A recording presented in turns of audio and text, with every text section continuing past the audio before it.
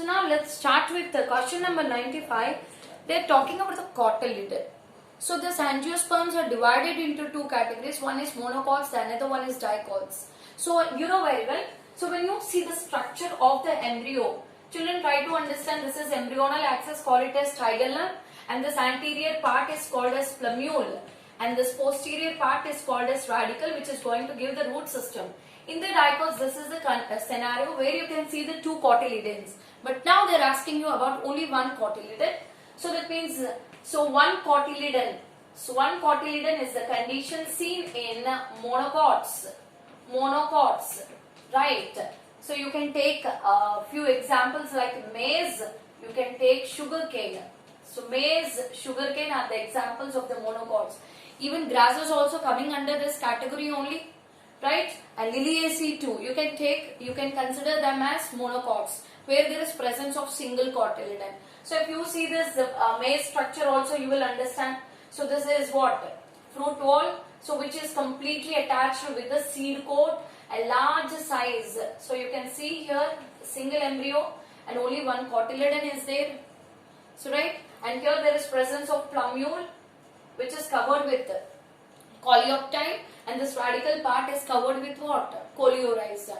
So some of the examples of the monocots are maize, sugarcane, grasses, liliaceae family, orchidaceae family, and where there is presence of only one cotyledon. Right, children?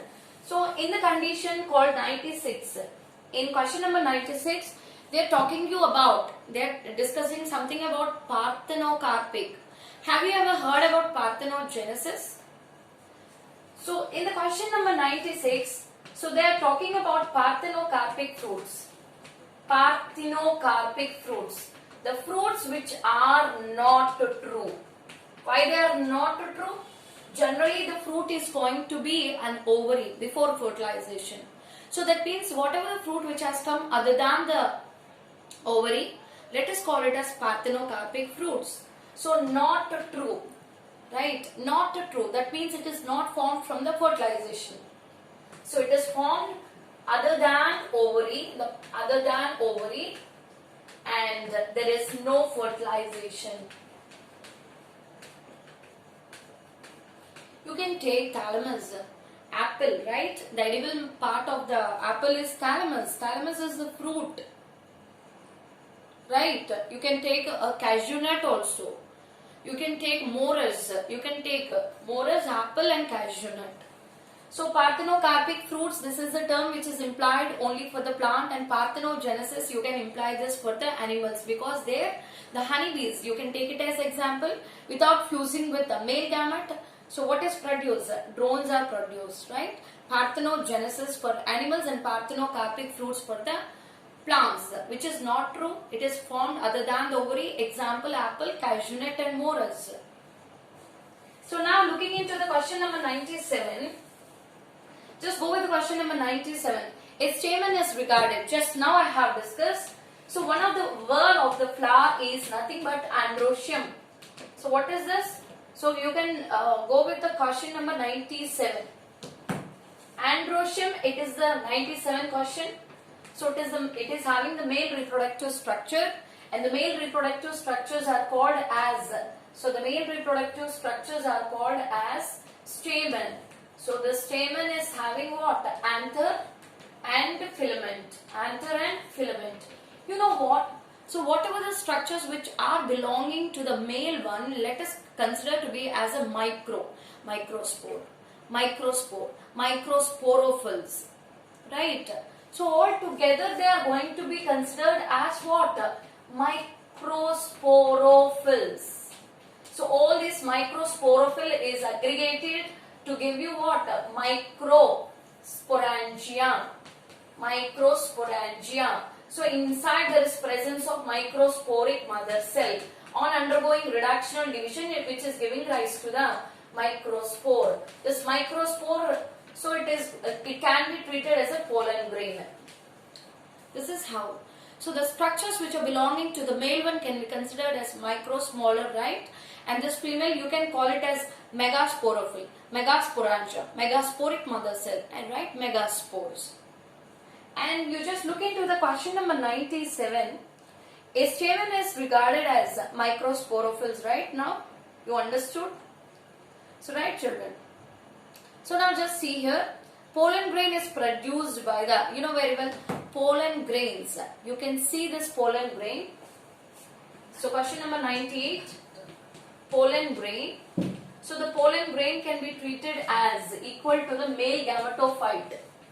So male gametophyte, that means this is the body which has ability to produce the male gametes. Pollen grain is equivalent to the male gametophytic body which is produced male gametes. Right? This is the characteristic feature we started seeing right from the gymnosperms. So with the extended, so just see here in the gymnosperms. So there is presence of pollen grain. So where the exine, which is outermost wall of the pollen, is extended like a wings, and in angiosperms. Angiosperms. In both the conditions, you are going to see the pollen grains, right? And now looking into the question number 99, the outermost and innermost layer of the anther wall are respectively. In the question number 99,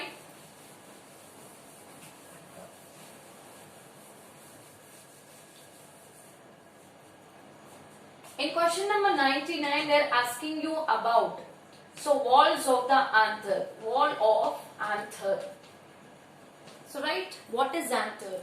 So just see here, this is anther and this is filament. If I take the transverse section, you are going to see this condition. The condition would be like this. So with the two lobes, each lobe is having two megasporangia, and total megasporangias are 4 in 2 lobes, called the condition as tetrasporangiate condition. So now just see here, so this anther is having 4 walls, 4 walls. So the outermost layer is nothing but epidermis. So the outermost layer is nothing but epidermis. Wherever you see the epidermis, its nature is protective in nature. And just below this, there is presence of endothecium. So that is going to give a wall of dehiscence that involves in breakage of the anther to disperse the pollen grains. Before this, inner to the endothecium, there is presence of multilayer, which is short-lived. The short-lived structures let us consider to be as epimeral structures. Epimeral structures. Innermost layer is tapetum, which is very important, having very important functions. Even this is involved in nourishing the microsporangia in developing the pollen grains. So right, children, and also involves in contributing the outermost layer of the pollen grain, that is exine. Right?